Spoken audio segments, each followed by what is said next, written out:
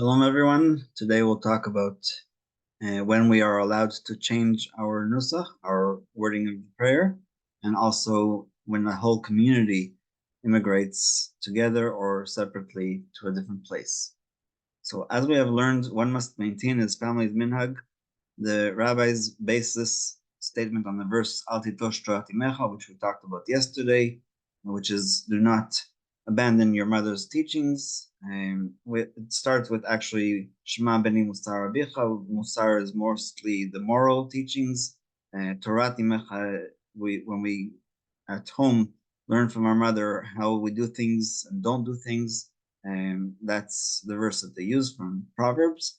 However, this custom is no more important than other laws because it's not really from the Torah, it's from the Proverbs, and therefore it is often superseded. For example, when a person knows for certain that he will have less kavanah, less intention, praying in a synagogue that conducts services in his family's Nusach, than in a synagogue in which the services are conducted in a different Nusach, he should choose the one in which he can concentrate better. Kavanah is the essence of prayer. However, in a case of uncertainty, it is preferable to pray in his family's nusach because in the long term, chances are that he will have more kavanah praying as his family does. Sometimes when a person is young, he does not properly value his connection to his family's nusach, though as time passes, he discovers a deep attachment to it. And this is basically speaking out of experience, especially working with young people. Rav Melamed first started a yeshiva before becoming the Rav of Harbacha, because he knew that they need to learn things out of experience and out of his experience and other people who are amazing leaders in their community. An Ashkenazi who wants to pray according to the Ari's writings, and for that purpose wishes to switch to Nusach Sephard Hasidi or Nusach Hari, is permitted to do so. And this is not saying that Nusach Hari is better than others. Like we said yesterday, we do not prioritize which one is better. It's just that he's going to explain that the Ari's writings were special kavanot, and there were even some leaders who did this change for themselves. So there were some prominent individuals from Ashkenaz, meaning from Europe, especially Eastern Europe, who did this. Among them, the Khatam Sofer's rabbis. He himself was in Budapest, Rabbi Nathan Adler and Rabbi Pinchas, the author of the Afla.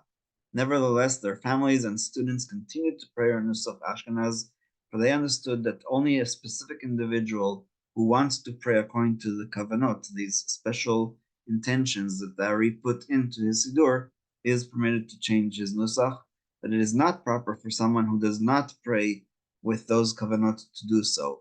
The same is applicable to people who go to rabbis who write them all kinds of amulets. If they don't know what they're doing or they don't know you personally, it's really better not to do that because one amulet will work for somebody else and not for somebody else, for one person but not for another. And the Talmud actually says that unless somebody was proven 3 times with the success of these amulets, they are not allowed to carry them on Shabbat. So it's just this idea that there's people that now say all kinds of things in the name of Kabbalah, in the name of all kinds of other movements, and it's not that they're wrong or not wrong. It's just that they don't understand things that were written hundreds of years ago with a very specific intention in mind, and when it's translated, it loses a lot in that translation. However, the leaders of the Hasidic movement encouraged all their followers to switch from Nusach Ashkenaz to Nusach Sephard Hasidi, despite the fact that most of them were not familiar with these kavanot. Indeed, prominent rabbis have vehemently disagreed with them, mostly the Litvak and Mitnagdim, as they were called.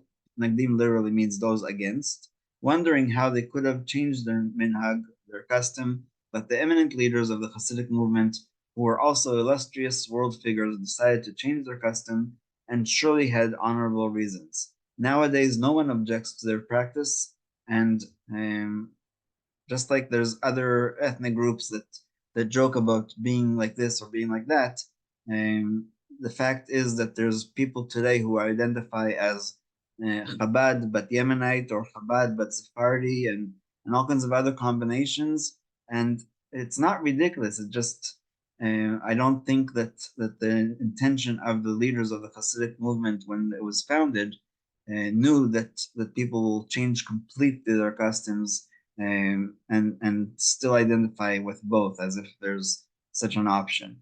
If a person has a choice of, I'll just give one example. If somebody says that they go according to the Hasidic understanding, which is that you're allowed to wear a wig for a married woman.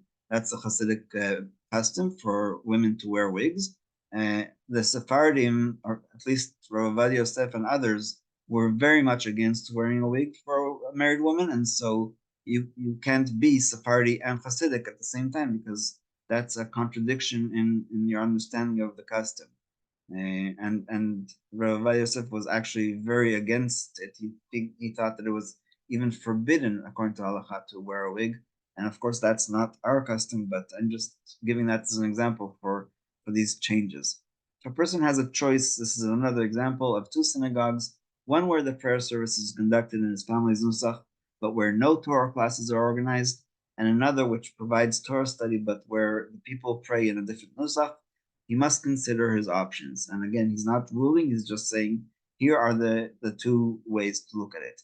If he reasons that praying in a synagogue with more Torah will help him learn more, it is better that he pray there, even though the service is not conducted in his family's tradition. Likewise, in choosing a yeshiva, one should not choose a place of learning according to the nusach of the prayers. Instead, he should choose the yeshiva in which he can become more elevated in Torah and mitzvot.